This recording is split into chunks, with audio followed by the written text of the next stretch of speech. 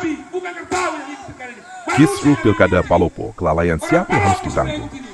Pemilihan kepala daerah Pilkada Kota Palopo kembali diwarnai polemik.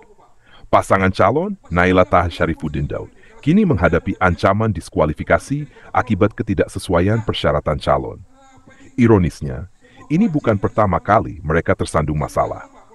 Pada Pilkada 2024 sebelumnya, pasangan Trisal Tahir, Ahmad Syarifuddin Debme, sempat memenangkan pemilihan sebelum akhirnya dibatalkan oleh Mahkamah Konstitusi karena terbukti menggunakan ijazah palsu.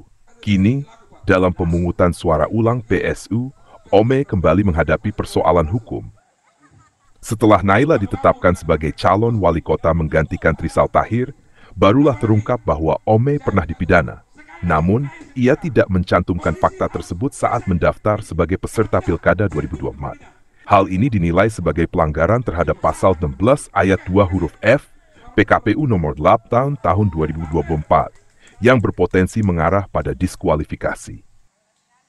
Siapa yang bertanggung jawab? Persoalan ini mengundang pertanyaan besar. Apakah ini sepenuhnya kesalahan Ome atau ada andil kelalaian dari penyelenggara pemilu yaitu KPU dan Bawaslu? Sebagai seorang calon kepala daerah, Ome seharusnya memahami betul persyaratan yang harus dipenuhi, termasuk transparansi terhadap rekam jejak hukumnya.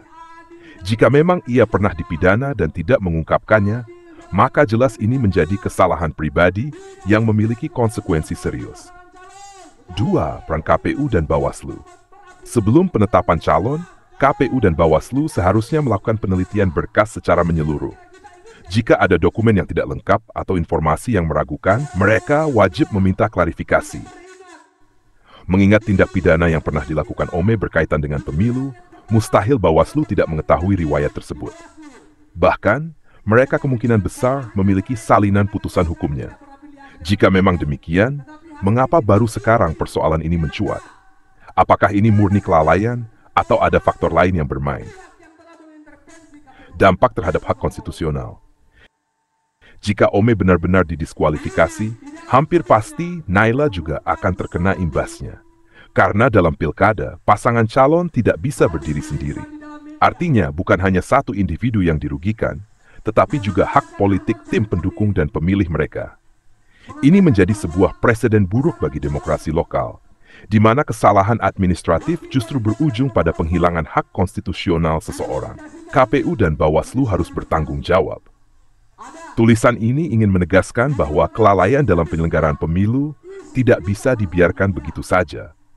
Jika memang ada kesalahan prosedural dalam verifikasi calon, maka Komisioner KPU dan Bawaslu harus dimintai pertanggungjawaban.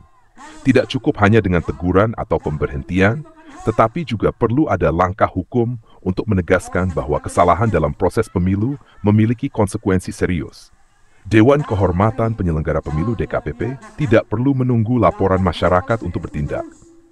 Langkah progresif harus segera diambil guna mengembalikan kepercayaan publik terhadap proses demokrasi yang selama ini sudah mulai tergerus. Jika dibiarkan, hal ini bukan tidak mungkin akan terulang di masa depan, tidak hanya di Palopo, tetapi juga di daerah lain. Kesimpulan, jangan abaikan akuntabilitas pemilu. Pilkada adalah wajah demokrasi daerah. Setiap calon yang maju berhak atas proses yang transparan, adil, dan bebas dari kelalaian administratif. Dalam kasus ini, jika benar Ome melanggar aturan, maka sanksi harus ditegakkan. Namun, penyelenggara pemilu juga tidak bisa lepas tangan jika memang ada kelalaian dalam proses verifikasi. Pilkada yang jujur bukan hanya tanggung jawab calon, tetapi juga tanggung jawab bersama, termasuk penyelenggara dan pengawas pemilu. Jangan sampai kesalahan yang seharusnya bisa dicegah sejak awal justru berujung pada ketidakadilan politik dan merugikan hak konstitusional warga negara. Salam.